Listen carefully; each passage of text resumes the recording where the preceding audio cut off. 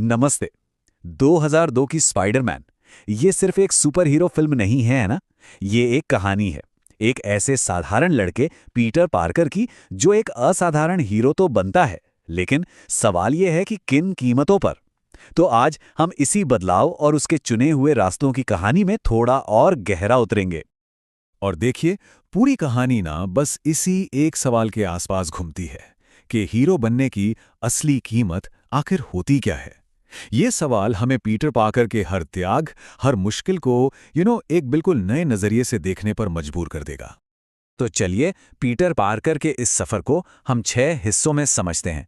पहले देखेंगे कि वो कैसे एक साधारण छात्र था, फिर बात करेंगे शक्ति और त्रासदी की, उसके बाद एक हीरो की जिम्मेदारी की, फिर कहानी में एंट्री होगी गॉब्लिन की, और फिर वो पुल पर हुआ जबरदस्त टकराव, और आखिर में उसका अंतिम बलिदान।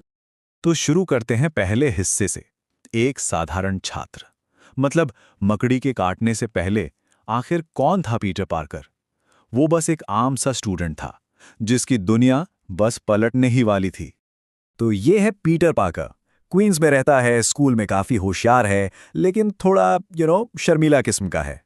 उसकी दुनिया में 2 लोग सबसे खास हैं, उसका बेस्ट फ्रेंड हैरी ऑसबॉर्न और पड़ोस में रहने वाली मैरी जेन, जिसे वो खैर चुपके चुपके पसंद करता है। मतलब कुल मिलाकर एक बिल्कुल आम सी जिंदगी। और फिर बस एक पल में सब कुछ बदल जाता है।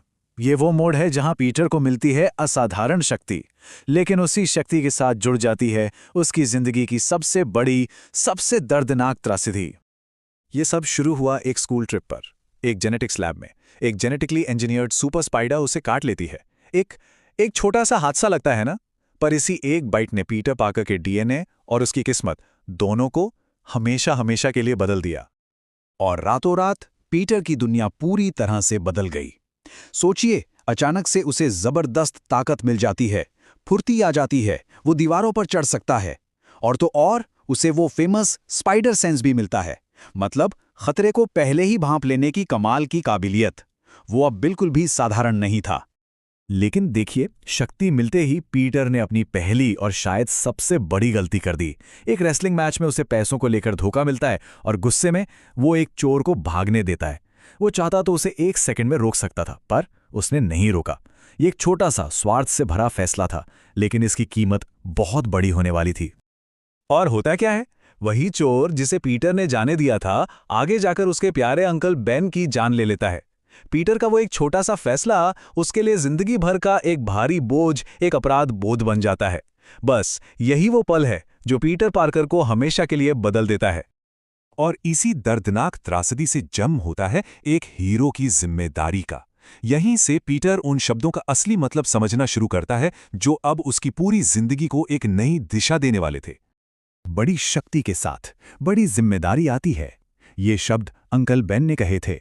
लेकिन अब ये पीटर के लिए सिर्फ एक सलाह नहीं थी, ये उसका मिशन बन गया था। एक ऐसा सिद्धांत जो उसके हर आने वाले फैसले को आकार देने वाला था।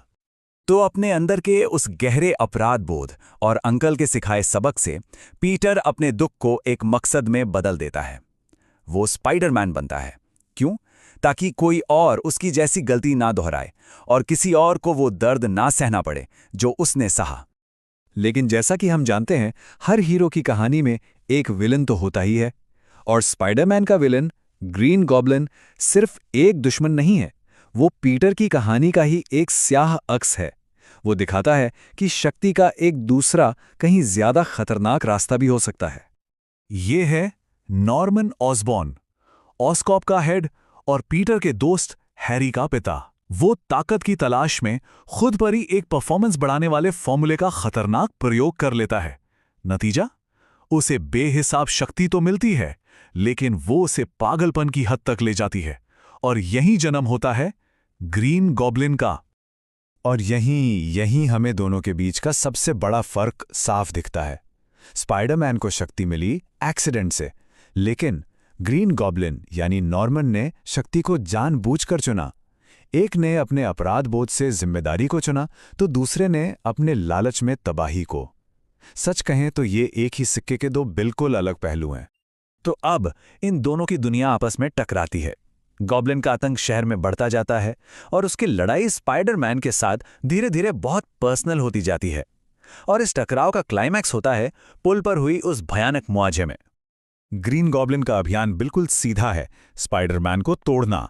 वो एक आगजनी के दौरान उससे भिड़ता है, फिर एक जलती हुई बिल्डिंग में फंसाने की कोशिश करता है। मामला थैंक्सगिविंग डिनर तक पहुंच जाता है, जहां तनाव साफ दिखता है, और फिर वो क्वींसबोरो ब्रिज पर अपना अल्टीमेटम देता है। लड़ाई अब सिर्फ शहर की नहीं, बल्कि बहुत ज्यादा पर्सनल हो चुकी है। और फिर आता है वो पल जो स्पाइडरमैन के उसूलों की सबसे बड़ी, सबसे मुश्किल परीक्षा लेता है। क्वींसबोरो ब्रिज पर गॉब्लिन उसे एक नामुमकिन चॉइस देता है। एक तरफ है मैरी जेन, जिससे वो प्यार करता है, और दूसरी तरफ है बच्चों से भरी एक पूरी ट्रॉली। वो किसे बचाए? ये उसकी जिम्मेदारी की असली परीक्षा थी। इस मुकाबले का अंत होता है एक फाइनल, जबरदस्त लड़ाई में। लेकिन कहानी यहां खत्म नहीं होती। जीत के बाद भी हमारे हीरो को एक और बड़ा बलिदान देना पड़ता है, और उसे अकेलेपन का रास्ता चुनना ही पड़ता है। फाइनल बैटल बहुत ही क्रूर होती है, और इसके अंत में जब नॉर्मन ऑसबॉर्न स्पाइडरमैन को मारने की अपनी आखिरी कोशिश करता है, तो वो अपने ही ग्लाइडर का शिकार हो जाता है। एक विडंबनापूर्ण अंत।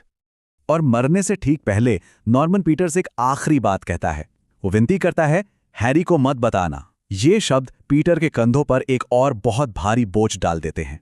अब उसे अपने सबसे अच्छे दोस्त से उसके पिता की मौत का असली सच छिपाना होगा।